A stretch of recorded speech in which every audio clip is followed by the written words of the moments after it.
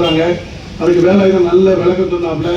அதே போல அன்பு தம்பி மணிகண்டன் அற்புதமா சொன்னாங்க. நம்ம சாமி கிருஷ்ணசாமி பால கிருஷ்ணசாமி எத்தனையோ பட்டங்களை முன்னிறுத்தி நடத்தியிருக்காரு. இத்தனையோ சட்டத்தின் மூலமாக அதை பெற்றுக் கொடுத்திருக்கிறார்.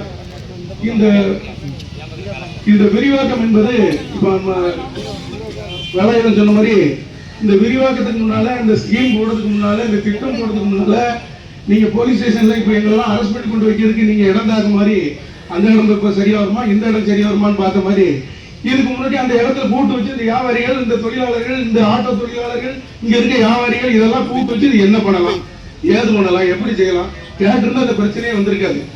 ஏன்னா இந்துக்களுடைய மன உணர்வை புண்படுத்துவதும் இந்துக்களுடைய உணர்வுகளை புண்படுத்துறது தான் இந்த அரசாங்கத்தினுடைய முதல் வேலையா இருக்கு. காண்டாண்டு காலமா 30 வருஷமா அந்த கோயில் உருவாக்கப்பட்டிருக்கு. இதே மாதிரி வாவுசி நகரில் உள்ள பிள்ளையார் கோயில், இங்க இருக்கிற உச்சி பிள்ளையார் கோயில ஆயிரக்கணக்கான பேர் கும்பிட்டு இருக்காங்க. இதுல நிறைய விஷயங்கள், நல்ல விஷயங்கள் நடந்துகிட்டு இருக்கு. இது இடிக்காத ஒத்தவரையில் இடிச்சுட்டு போயிடலாம் நினைக்கிறேன். அது நடக்காது, ஒரு காலம் நடக்காது. இன்னைக்கு இங்க இருக்க கூடியிருக்க கூட்டம் உங்களுக்கு ஒரு அடையாளத்தை உறுத்துறதுக்கு தான் கூடியிருக்கு. இந்த கூட்டம் பெரிய கூட்டம் ஆகணுமா, பெரிய பிரச்சனை ஆகணுமா, இதோட முடியுமாங்கிறது இந்த அரசாங்கத்துடைய கையில தான் இருக்கு. சீண்டி பார்க்க வேண்டாம் என்று தான் எல்லாரும் சொல்றாங்க. ஆனா நாங்கெல்லாம் இணைஞ்சு நீங்க இதைத்தான் செய்வேன்னு சொன்னா உங்களால அது முடியாது. உங்களுடைய வளர்ச்சிக்கு நாங்க தடையா இல்லை, உங்களுடைய விரிவாக்கத்துக்கு நாங்க தடையா இல்லை. அப்படி அதைத்தான் பண்ணணும் நீங்க சொன்னீங்கன்னா அதுக்குண்டான இடங்களை ஒதுக்கி கொடுத்து இப்ப ஒவ்வொரு இடத்துலையும் சிலது செய்யறாங்க. அந்த மாதிரி இடங்களை ஒதுக்கி கொடுத்து இந்த பிள்ளையார் எங்களுடைய மத உணர்வை மதித்து நீங்கள் நடக்க வேண்டும். இந்துக்கள்னா ரொம்ப ஒரு சாதாரணமா நீங்க நினைக்கக்கூடாது. நீங்க எந்த மதத்தை சார்ந்தவராக இருந்தாலும் அந்த மதத்தின் மீது நம்பிக்கை உள்ளவராக இருங்கள். அடுத்த மதத்தை புண்படுத்தாதீர்கள் எங்களுடைய கேள்வி.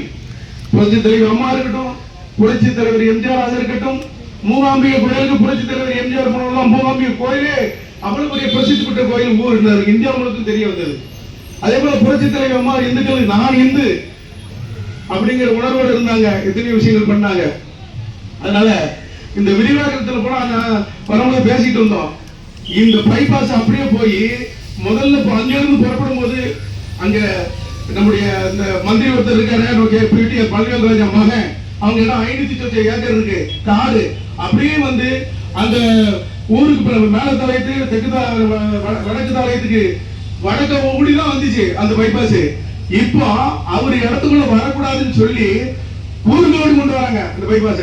ஏன் ஒரு தனி மனிதனுக்காக நீங்க ஒதுக்கி கொடுக்கல? இங்க இப்போ 125 பேருடைய வாழ்வாதாரம் இருக்கு. இந்த கோயில பலாயிரக்கணக்கான நான் கும்பிட்டுக்கிட்டு இருக்கோம்.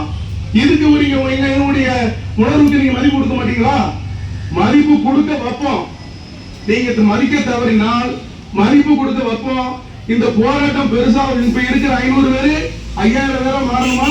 இல்ல இதோட எங்களுடைய கூடி பேசி இந்த கோயிலுக்கும் இந்த இது கோயிலுக்கு வராம நிறைய விஷயங்கள் சொன்னாப்ல கல்லூரி வேலைதான்.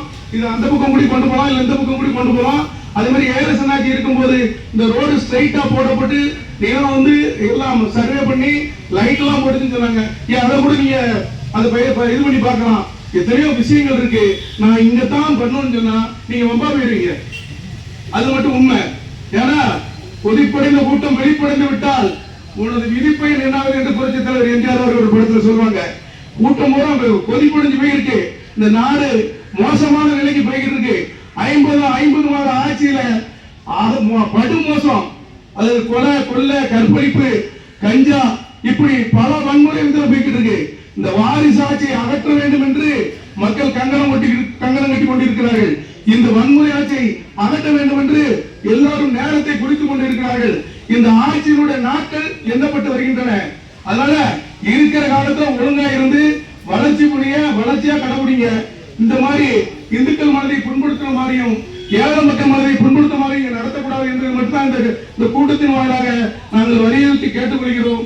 அதனால வேலாயுதம் சொன்ன மாதிரி, நம்ம தம்பி மணிகண்டன் சொன்ன மாதிரி, பாலாஜி சாமி சொன்ன மாதிரி நீங்க யோசனை பண்ணி இதுக்கு ஒரு நல்ல முடிவு எடுங்க. இது பெருசாகவும் சிறுசாகவும் உங்க கையில இருக்கு. நன்றி, வணக்கம்.